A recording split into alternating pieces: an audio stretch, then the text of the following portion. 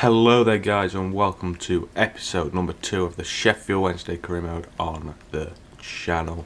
It has been about a week now. I took a little break over Christmas. I'm sure you will all understand that. I hope you did have a very good Christmas. But we are now back for episode number 4.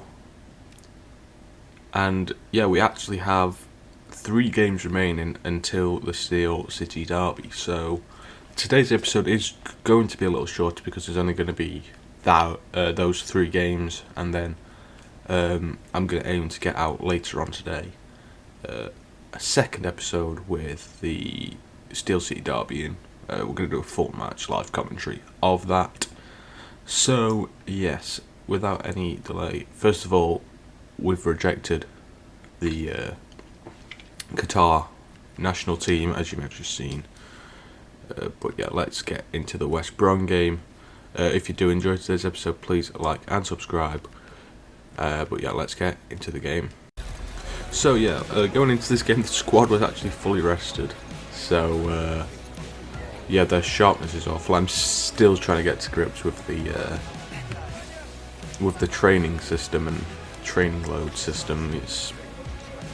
I had a really good system, I think, 2 game cycles ago when they first introduced it, but now I don't have a good one because the one I have doesn't actually work anymore. So yeah, let's just get into this game then with West Brom. Real life, I think we drew this 0-0, didn't we? So yeah, let's hope we can get a better result, although I would take a 0-0 draw, let's face it. The first chance of the game then would come our way. Nice football early on from us. Cross eventually would come in from Harry Amas into the middle, headed away just about by the defender, and then McNeil just about couldn't get it under control enough to get a good shot in, but early signs were good for us. Second chance of the game then would also fall our way. McNeil would send Ugbo through one-on-one with the keeper. He'd take it a bit, it was not a great angle really, pulls it back then for McNeil, and a brilliant save in all actual fairness from Joe Wildsmith, the former Wednesday keeper. Keeps us at bay. But we would then get a corner swung in by Bannan and headed away pretty easily.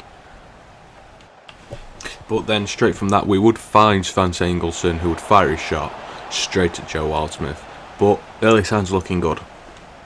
And those good early signs would finally pay off. McNeil would run through one-on-one with the keeper. Wildsmith would save it, but Jamal Lowe on the follow-up would put it away. Pretty tame effort in fairness from McNeil. He's been pretty good recently, so I'm surprised by that. But it doesn't matter, Lowe was there, and we have a very, very much deserved lead at West Brom.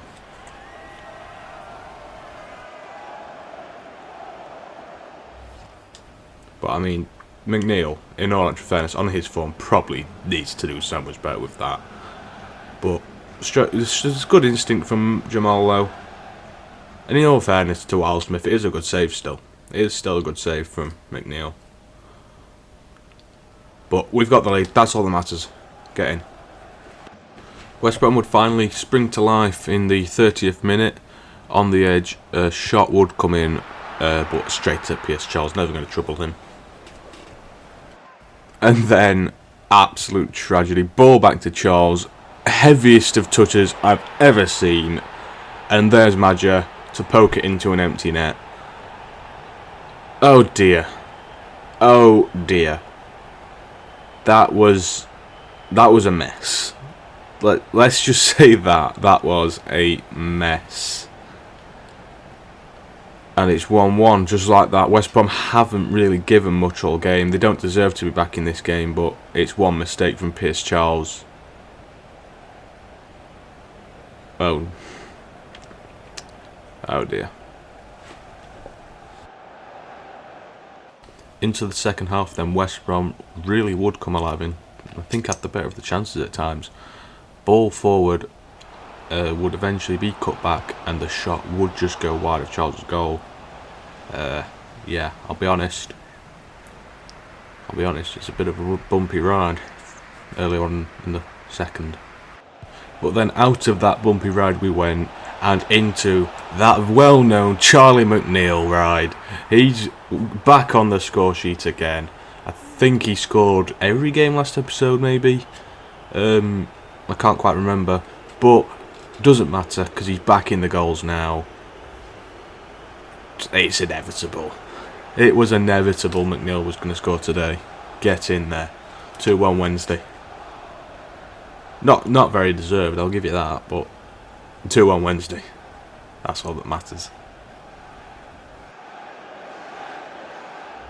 I think in the last chance they got of the game, low shot, probably could have done a lot better, but Pierce Charles behind it makes up for his error there with that little holding moment, and then he just holds it for a bit of time.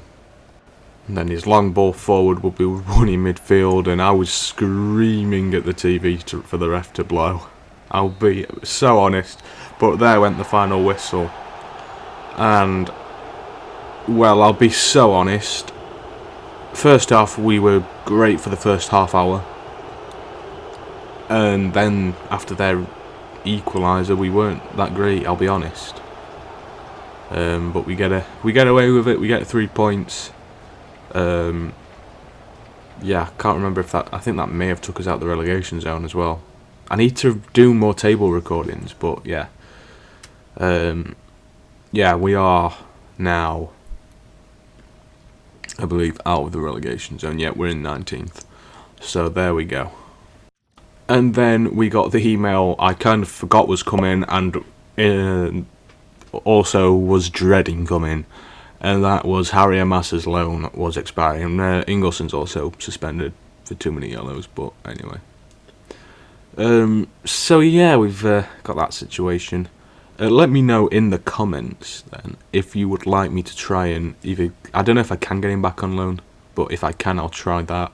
And if not, if you'd like me to bring him back in on a permanent transfer, do let me know on that. Horvath's loan also expires soon, but I'm not too fussed about that, to be fair. I would like to use Pierce Charles for the remainder of the series, to be fair, if we can, if he's got good enough potential. I don't actually know what his potential is. But anyway, let's just get into the Norwich game. Our second game then of the episode would be against Norwich.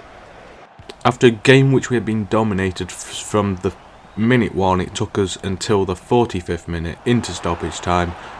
Once again, McNeil's shot would be saved, but this time Kadamatri it was who would follow it up and give us the 1-goal lead going into half-time. And then an already booked Dishon Bernard would make an attempt on Josh Sargent's life, and that would end his game. First red of the season.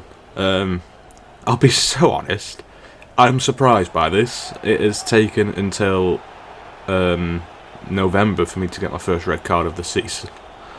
So, yeah, but, yeah. Yeah, hands in head moment when I went in for that. I knew straight away it was gone. But somehow, I don't know how, we held on. We held on. And we would get 3 points. Oh boy, I don't know how we fluked that. Not a lot really happened after that, so into the Southampton game we went. And in a very, very boring game, in all actual fairness, it would be Southampton who would get the breakthrough. Ball into the area. Brilliant save by Pierce Charles, but on the rebound, it's followed in. Iorfa probably should do better, in all actual fairness. But, yeah, Southampton would take the lead 22 minutes in. And then somehow we would find ourselves level. Jamal Lowe with a strike that somehow went into the back of the net. Don't know. You know, don't ask, don't know. Like, seriously, how that went in, I'll never know. But, like I've said many times in this episode, doesn't matter how it goes in, as long as it goes in. Limbs in the away end. And that'd be enough to earn us a point from that. Anyway, guys, that is it for today. Thanks for watching. Most of all, second of all, don't forget to watch later's Steel City Derby. That will come out later this evening. Yeah, it's gonna be a brilliant game. I can already tell. So yeah, don't forget to like and subscribe. And yeah, like I said earlier, do I re-sign Harry and Mass in January, or do I look elsewhere? Let me know in the comments. But yeah, thanks for watching, and I will see you in the next one in about 2 or 3 hours. Thanks for watching. See you later. Peace out.